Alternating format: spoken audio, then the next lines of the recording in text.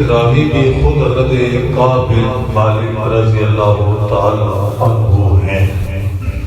آپ فرماتے ہیں اپنا واقعہ یوں بیان کرتے ہیں کعب بن مالک کہتے غزوہ تبوک کا موقع تھا، کیسر روم کے ساتھ مقابلہ تھا۔ حضور علیہ السلام 10,000 کا لشکر جرار لے کر مدینہ منورہ سے تبوک کی طرف روانہ ہوئی اور ہمیں بھی حکم دیا غزوہ کے اندر شامل ہونے کا۔ کعب بن مالک کہتے ہیں کہ اس وقت میں خوشحال بھی تھا، اس سے پہلے اتنا خوشحال بھی نہیں تھا کہ جتنا میں اس موقع پہ خوشحال تھا۔ میرے پاس 2 اونٹنی بھی تھی سفر کے لیے، مالی حالات بہتر تھے، میں خوشحال تھا۔ میں کسی کام کی وجہ سے تھوڑا سا لیٹ ہو گیا۔ حضور علیہ السلام اپنا لشکر لے کر مدینہ سے نکل گئے۔ میں نے کہا چلو صحت بھی ہے، میرے پاس 2 اونٹنیاں بھی ہیں، کوئی مسئلہ نہیں ہے، چلو میں ایک تو اپنے جو پیچھے کام کاج ہے نا یہ کر لوں، اس کے بعد جو ہے میں بھی نکل پڑتا ہوں، تو پیچھے سے جا کے قافلے کو مل لوں گا اور حضور کے ساتھ جو ہے جنگ کے اندر شامل ہو جاؤں گا۔ کہتے ہیں کہ اس کرتے کرتے ایک دن گزر گیا، میرے کوئی کام کاج اور بھی تھے۔ میں نے کہا چلو یار میرے پاس اونٹنی تو ہے نا، میں مل لوں گا۔ دوسرا دن بھی گزر گیا، اسی نا کشمکش، چلو یار مل لوں گا، کون سا وہ ابھی پہنچ گیا، رستے میں اندر ہوں گے تو چلو میں بھی پیچھے پہنچ جاؤں گا۔ کہتے ہیں ایسے کرتے کرتے نا 3 دن گزر گئے۔ 3 دن گزر گئے نا، میں نے دل کے طرف خیال آئے یار میں تو لیٹ ہو گیا ہوں، اب تو وہ پہنچ چکے ہوں گے، اب میرے جانے کا کیا فائدہ۔ ایسے کرتے کرتے کرتے کہتے جی میں نہیں جا سکا، لیٹ ہو گیا، پیچھے رہ گیا۔ حضور علیہ السلام اپنا لشکر لے کر وہاں پہنچے، غزوہ ہوا، جہاد ہوا، جنگ ہوئی، مقابلہ ہوا۔ اللہ تعالیٰ نے حضور علیہ السلام کی معیت میں مسلمانوں کو فتح عطا کی، یہاں تک کہ خیر و عافیت کے ساتھ حضور علیہ السلام مدینہ منورہ واپس تشریف لے آئے۔ اب میں سوچ رہا تھا کہ اب میں حضور کے بارگاہ میں جا کے نا کیا کہوں گا۔ پہلے ذہن میں آیا کہ یار جا کے نا کچھ جھوٹ بول دوں گا کہ یہ مجبوری تھی، یہ معذوری تھی، اس کی وجہ سے میں جو نا نہیں جا سکا وغیرہ وغیرہ۔ پھر میں نے کہا یار اللہ کے رسول سے میں نے کیا جھوٹ بول جاؤں گا، مجھے سب کچھ پتہ ہے، اللہ تعالیٰ وحی کے ذریعے سے ان کو بتا دے گا۔ دوستوں سے مشورہ کیا، میں نے کہا یار کیا کیا جائے کہ اب حضور کے بارگاہ میں جا کے میں کیا کہوں۔ انہوں نے یہ مشورہ دیا کہ یار کوئی بہانہ بنا دو، جا کے معذرت کر لینا کہ اللہ کے رسول نے کیا کہنا ہے۔ وہاں تو منافق آتے ہیں، بڑے بڑے بہانے بناتے ہیں، جھوٹ بولتے ہیں، حضور سب کو معاف کر دیتے ہیں، تو آپ تو ویسے ہی صحابی ہیں، مومن ہیں، آپ کو معاف کر دیں گے۔ میں اسی کشمکش میں تھا کہ میں حضور علیہ السلام کی بارگاہ میں جا کے کیا کہوں۔ آخر کار میں نے یہ فیصلہ کیا ہے جو حضور فیصلہ فرمائے وہ فرما دیں، میں حضور کی بارگاہ میں جا کے جھوٹ نہیں بولوں گا، بات میں سچی جا کے کروں گا۔ کہتے میں گیا، حضور علیہ السلام کا طریقہ تھا جب جہاد سے واپس آتے نا تو سب سے پہلے مسجد میں آ کے شکرانے کے نفل ادا فرماتے۔ ہم اس کے گھر جاتے ہیں، پہلے جا کے کھانا جانا کھاتے ہیں، نماز بعد میں پڑھ لیتے ہیں، وہ بھی دلشد کرے پھر نہ کرے پھر بھی پڑھتے۔ حضور کا طریقہ یہ تھا جب بھی کسی جہاد سے، جنگ سے، غزوے سے، سفر سے واپس آتے تو پہلے مدینہ شریف کے اندر تشریف لاتے، مسجد میں 2 نفل ادا فرماتے اور اس کے بعد اپنی پیاری بیٹی لخت جگر حضرت فاطمہ الزہرا رضی اللہ تعالی عنہا کے کاشانِ چراغ تشریف لے جاتے. اس کے بعد آپ اپنی ازواج کے پاس جاتے اور پھر اس کے بعد جو باقی معاملات ہوتے تھے وہ شروع ہو جاتے. کہتے میں حضور کی بارگاہ میں گیا اور جا کے سچی بات کہہ دی کہ حضور میں خوشحال بھی تھا، صحت مند بھی تھا، میرے پاس مال بھی تھا، 2 اونٹنیاں بھی تھیں. اب بس اس سستی کے اندر میں نا جنگ کے اندر شامل نہیں ہو سکا. اب آپ اللہ رسول میرے بارے میں جو فیصلہ فرما دیں وہ مجھے قبول ہے. تو حضور علیہ السلام نے فرمایا کہ آپ کا فیصلہ جو ہے نا وہ اللہ تعالیٰ فرمائے گا. پھر میں واپس آ گیا. مدینے کے اندر کوئی بندہ میرے ساتھ بات نہ کرے. میں سلام کرتا ہوں، کوئی بندہ میرے سلام کا جواب نہیں دیتا. میں کسی بندے سے بولتا ہوں، کوئی بندہ مجھ سے نہیں بولتا کہ حضور جی نہیں بولتے. حضور نے بولنا چھوڑ دیا ہے تو سب لوگوں نے بولنا چھوڑ دیا ہے.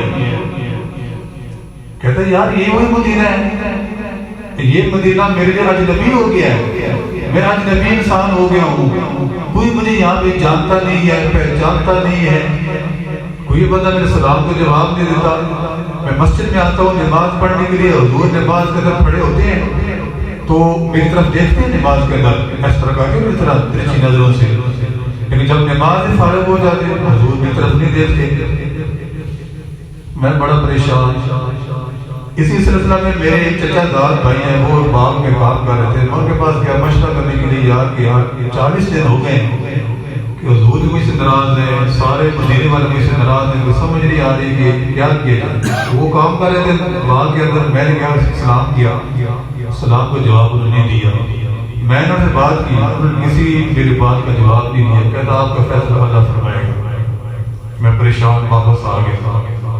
41 دن گزر گئے، 42 گزر گئے، 43 گزر گئے، 44، 45، 49 دن گزر گئے. حضور تبوک سے واپس آ چکے ہیں. اسی مدینہ کے اندر کوئی بندہ جناب مجھے گھاس نہیں ڈالتا جی، مجھے بولتا نہیں میرے ساتھ. یہاں تک کہ مجھے حکم دیا گیا کہ گھر میں اپنے بیویوں سے بھی الگ ہو جاؤ، اور گھر کے اندر میں اپنی بیویوں سے الگ ہو گیا. کوئی گھر والا مجھ سے بولتا نہیں ہے جی، کوئی سلام کوئی کلام نہیں.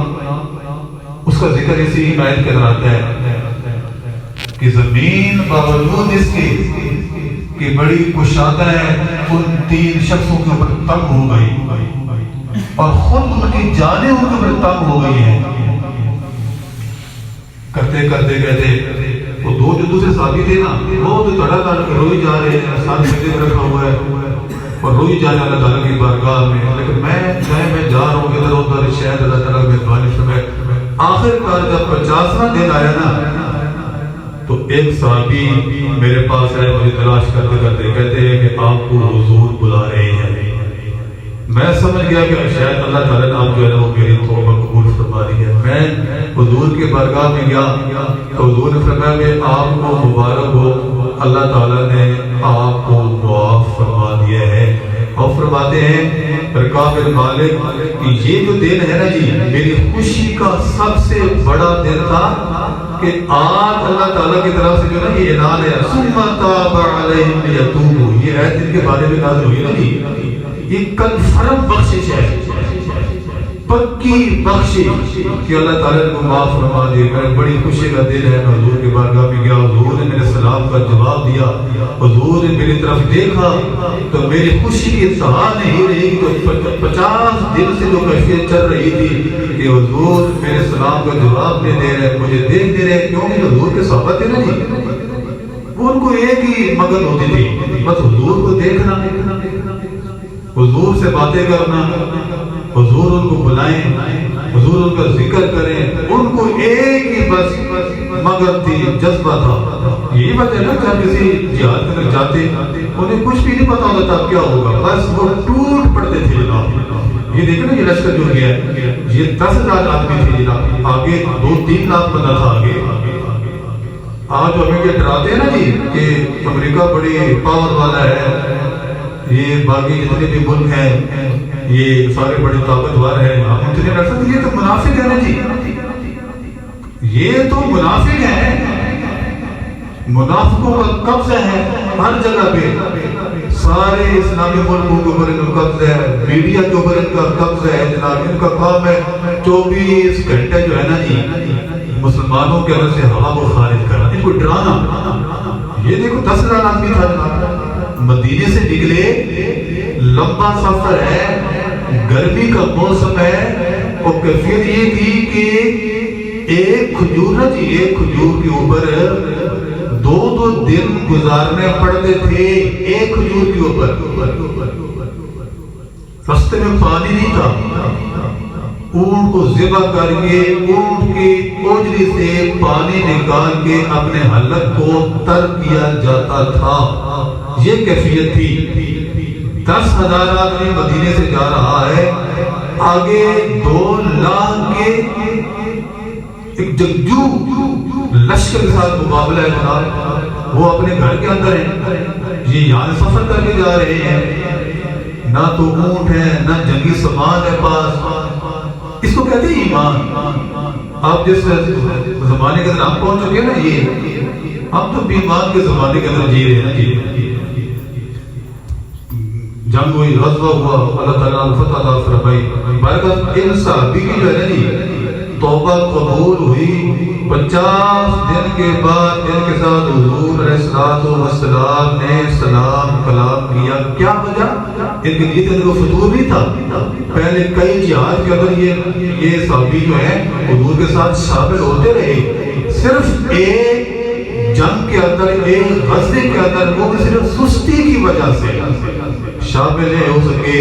تو کیفیت یہ ہے کہ اللہ کے رسول نے بولنا چھوڑ دیا، سارے مسلمانوں نے بولنا چھوڑ دیا، بیویوں سے الگ کر دیا گیا، گھر کے اندر جناب کوئی سلام کلام نہیں کر رہا۔ خود اللہ تعالیٰ کا قرآن کہتا ہے کہ زمین اپنے کشادگی کے باوجود ان کے اوپر تنگ ہو گئی، ان کی اپنی جانیں ان کے اوپر تنگ ہو گئی، اور انہوں نے یہ پختہ یقین کر لیا اب اگر ہمیں معافی مل سکتی ہے تو وہ صرف اللہ تعالیٰ کی بارگاہ سے مل سکتی ہے اور کوئی نہیں ہے۔ جب انہوں نے یہ ارادہ کیا تو اللہ تعالیٰ نے بھی ان کی پھر توبہ کو قبول فرما لیا۔ مسلمانوں، میرے دوستو، اگر ایک بندہ صرف سستی کی وجہ سے ایک جنگ کے اندر شامل نہ ہو تو اس کی کیفیت یہ ہے کہ یہ 1.5 ارب دنیا کے مسلمان جب ان معصوموں مظلوموں کا تماشا دیکھ رہے ہیں تو کیا اللہ تعالیٰ ہم سے خوش ہوگا؟ کون سے محفلیں لگائی ہوئی ہیں جناب، محفل ہو رہی ہے جی، کون سے محفلیں ہیں یہ، کون سے تمہاری عمریں ہیں جناب، عمرہ کرنے کے جا رہے ہیں۔ حاجی صاحب نے 100 عمرہ کیا ہے، رات کو محفل رات ہوگی جی، وہاں پہ 100 ٹکٹ ہے جی عمرے کے۔ یہ کون سی تمہاری عمریں ہیں یار، کون سی تمہاری محفلیں ہیں، کون سے ہمارے حج ہیں، کون سی تمہاری نمازیں ہیں، اور تمہارے مسلمان بچے مائیں بہنیں چکنا چور ہو کر رہ گئے جناب۔ اور دیکھتے نا اب میڈیا کے اوپر ویڈیو دیکھتے ہیں کہ یارم والے جو وہ پورے بکرے ذبح کر کے اور پورے وہ بیڑے چاولوں پر ڈال کے کھا رہے مزے سے جناب، پرواہ نہیں کسی کو جناب۔ کتنے ملک ہیں اس کے دائر میں، کسی کو کوئی ملک ان کی کون سی نمازیں یاد ہیں، کون سے ان کی یہ ذکر ہے کر رہے ہیں جناب؟ نہ جی نہ، جہاد اتفاق، سارے مسلمانوں نے اپنے اتفاق ہوا اور اس کے بعد جہاد، اس کے اندر کوئی گنجائش نہیں اللہ تعالیٰ کی طرف سے۔ قیامت تک اجازت نہیں ہے جہاد کو چھوڑنے کی، اور ہم نے چھوڑا ہے، اس کا نتیجہ دیکھ رہے ہیں۔ پچھلے دنوں کے اوپر عرض کیا تھا کہ اس کا جو کیفیت ہے اس ذلت کے ساتھ اس وقت ہم جی رہے ہیں۔ اللہ تعالیٰ کی بارگاہ میں دعا ہے کہ ہماری حاجتوں کو اپنی بارگاہ میں قبول فرمائے اور آپ سمجھے دار فرما۔